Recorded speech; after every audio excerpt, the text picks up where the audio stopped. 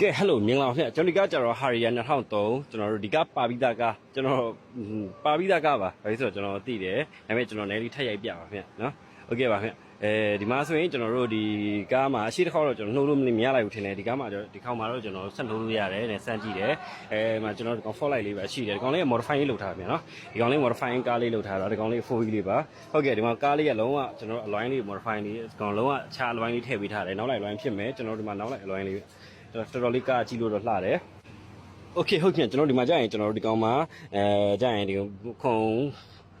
မော်တာပါမယ်နော်ရှေ့မော်တာပါမယ်ကျွန်တော်တို့ပြီးသွားပြီဆိုရင်ကဲကီကတော့ Yogi လေးပဲကျွန်တော်ဒီမှာ CI ဝါလုံးကကြောက်ကျွန်တော်နှစ်ဖက်ပါမယ် CI ဝါလုံးထပ်ပါမယ်ကီလိုက3,200ကျော်ရှိမယ်ကျွန်တော်ဒီကောင်လေးကဒီတုတ်ဆန်နေနေတော့အပ်နေတာရှိမယ်နော်โอเคကျွန်တော်ပြီးသွားပြီဆိုရင်ကဲဟုတ်ပြီမြန်ကျွန်တော်ဒီမှာအနောက်မှာလေကောင်လေးလေသာစည်းလေးပါနော်လေသာစည်းလေးဖြစ်မယ်ကျွန်တော်တို့ဒီအလဲမှာကျရင် air purifier တစ်ခုရှိမယ်ကျွန်တော်ဟုတ်ကဲ့ဒီမှာကျရင်မဆိုးတော့မဆိုးဘူးမြန်ကားလေးကတော့ကဲဟုတ်ကဲ့မြန်နော်ကျွန်တော်ဒီဥစ္စာအနောက်ဖက်လေးပြပေးတာပါဒီဟာလေးမှာကျတော့ကျွန်တော်တို့မီးလုံးနည်းနည်းခွက်ဟိုအဖုံးတော့မရှိဘူးနော်ဒီကောင်အဖုံးလေးတော့မရှိဘူးအဖုံးလေးတော့ဟောဖြစ်မယ်ကျွန်တော်တို့ဒီကအနောက်ဖက်လေးပြပေးမယ်မြန်နောက်ဖက်လေးဒီကောင်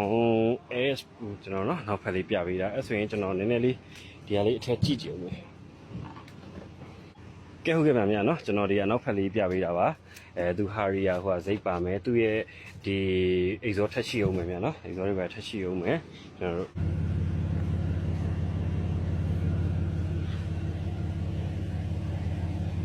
ကဲဟုတ်ကဲ့ပါဗျာနော်ကျွန်တော်ဒီဥစ္စာအနောက်ဖက်လေးကလည်းကျွန်တော်ရိုက်ပြပေးလိုက်တာပါဗျာနော်ဟုတ်ကဲ့ပါ